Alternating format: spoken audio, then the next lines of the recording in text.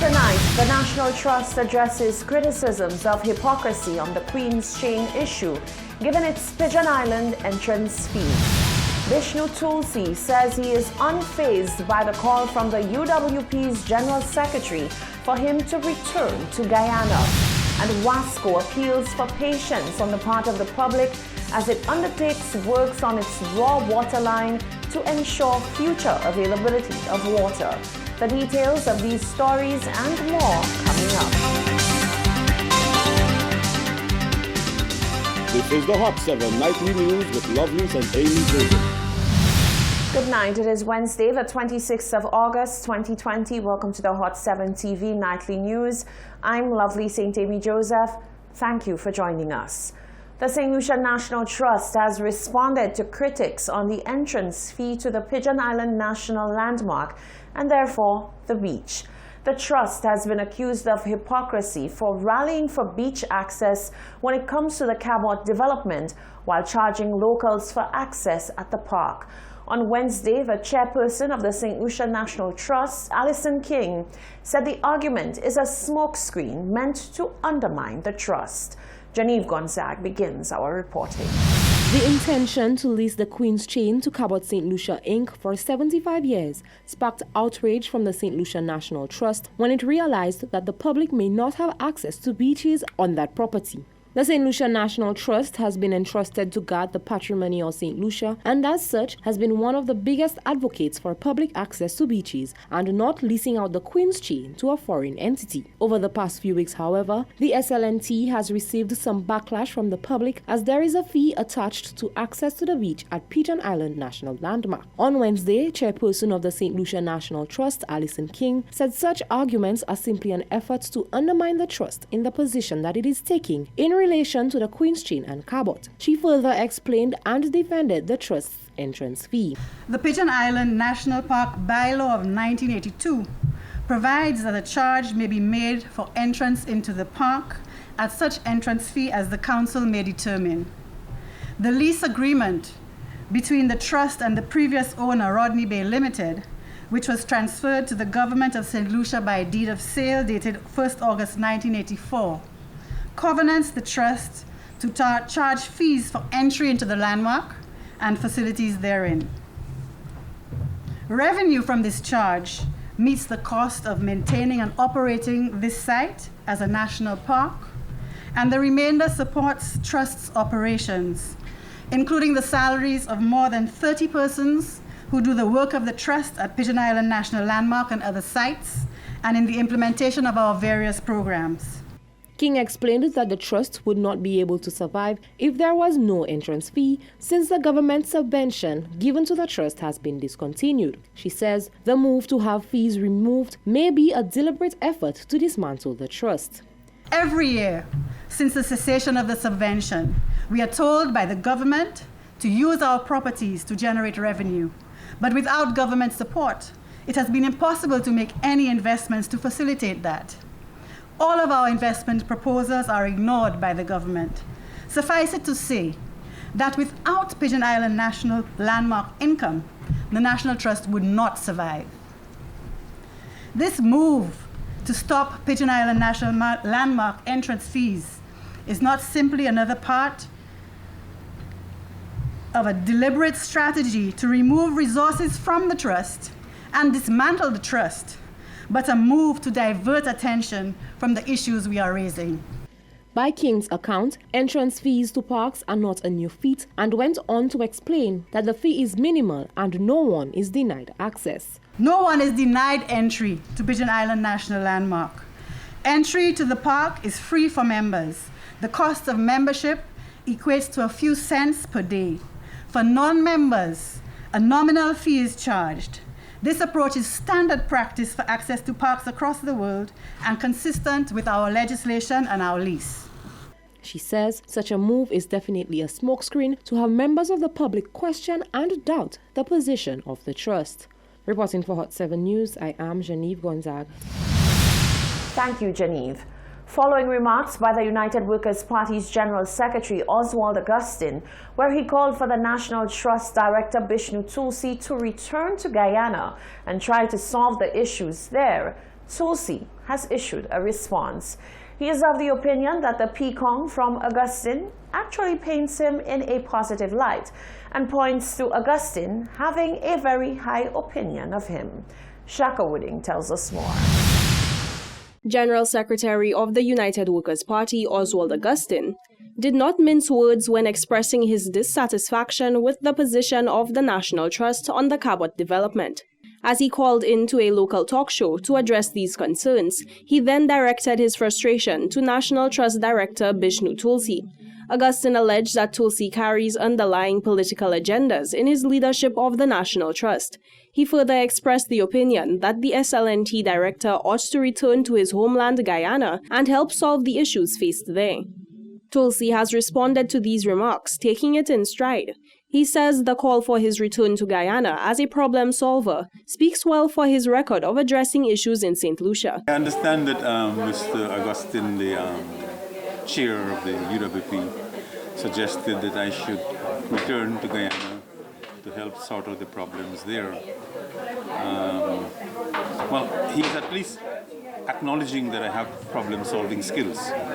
So that's a good thing, and I'm thankful for that. The director indicated that he moved to St. Lucia in 1980 and believes that he has made a contribution to the country, serving as a teacher for many years and then as a public servant before joining the National Trust. I think I have made some contribution to St. Lucia, and I will continue to do that. St. Lucians have accepted, adopted, and embraced me as part of the community, and I'm thankful for that. I'm also thankful for the opportunities that the country has offered me, and I will continue to do that until the end of my days. I have no intention of acceding to Mr. Augustine's suggestion.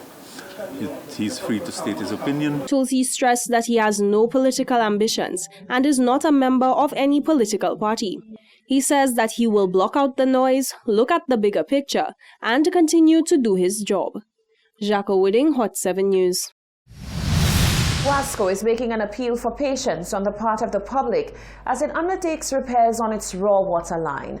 The water system was shut down on Wednesday as the company's technicians undertook repairs. WASCO Communications Officer Sherry-Ann Gillard Williams says everything is moving at the expected pace. The water will not reach every customer or every consumer at the same time. However, we are imploring patience while the system recharges so that everybody will receive water. Those at high elevations and those at the further end of the system will not receive water instantly. It will take a while for the water to reach those residents. However, eventually it will as the system continues to charge up. We just want people to be patient with us as this process continues. The works are expected to address the issue of water losses and to increase the volume of water to the Thebels treatment plant. It has become extremely necessary for these works to be conducted because of the fact that we want to improve our own ability at WASCO as a company to provide water to our customers and to all consumers. As a result, these remedial works have to be done on the raw water line as soon as possible. Now, we want to inform people that these works had been scheduled for earlier this year.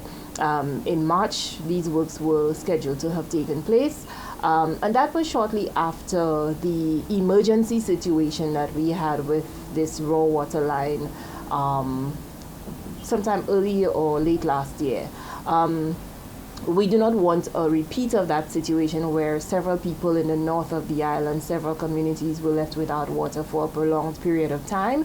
And as a result, we are actively responding to the issues on the raw water line. Meanwhile, a pipe relocation and replacement exercise in Jetwin Saltibus, jointly undertaken by the Ministry of Infrastructure and WASCO, will mean periodic interruptions in the water supply in that community. The initiative is part of the ongoing Saltibus and Jetwin Roads reconstruction project.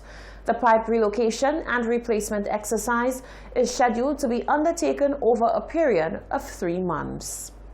The health and safety of students and the entire school population once school reopens is a top priority of the Ministries of Education and Health. With schools set to reopen come the 7th of September, COVID-19 information and training sessions are being hosted to ensure that all school staff are well aware of protocols. School cooks across the island were brought in for training to ensure that they are aware of the proper ways of handling food during this pandemic. With the reopening of schools on the horizon, school cooks and canteen operators were recently engaged by officials from the Ministry of Education in an information and training session on proper food handling and preparation of food while adhering to COVID-19 safety protocol. School Safety Officer Bernays Kodra explained that one training session has been completed to sensitize cooks around the island on the proper food handling during this time. We are working along with the Ministry of Health, especially the Department of Environmental Health, in training our cooks, our canteen operators in the proper food handling and food preparation practices in light of COVID-19. Where they have to now have new protocols that govern the use of different types of foods and also the utensils and so on that are being used. How do they handle those things? So both the preparation and the handling of food. So we have had one set of training, and we are going throughout the island in every school district to do this training, to sensitize and to educate our cooks on the proper ways of food preparation and food handling.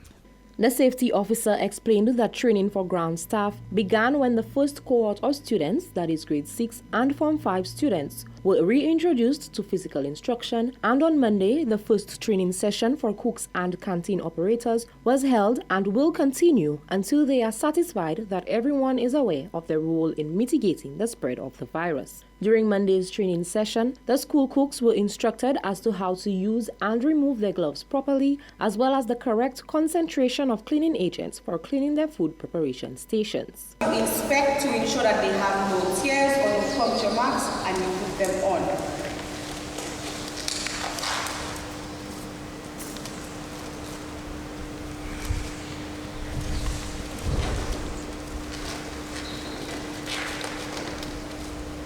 Also ensure that they are the right size, so small, medium and large. Know your size and wear the correct size for you, for your hands. They're on, and now we're taking them off. So we're going to grab or pinch the bottom part of the glove, everybody can see, and pull away from you, so that inside becomes out and out becomes inside, and you hold with your gloved hand. Now to take off the other one, you will use 1 or 2 fingers, you will slide underneath the glove and pull away from you. Kodra underscored that the ministry is trying to ensure that when schools are reopened, students and staff are in a safe environment. As such, all school personnel have been given training in their various fields. As school is reopening, we're trying to ensure that all personnel, be it your teacher, principal, cook, janitor, whatever role you play in the school, we have provided some level of training, sensitization as it relates to the various protocols that relates to the different tasks that persons do at schools.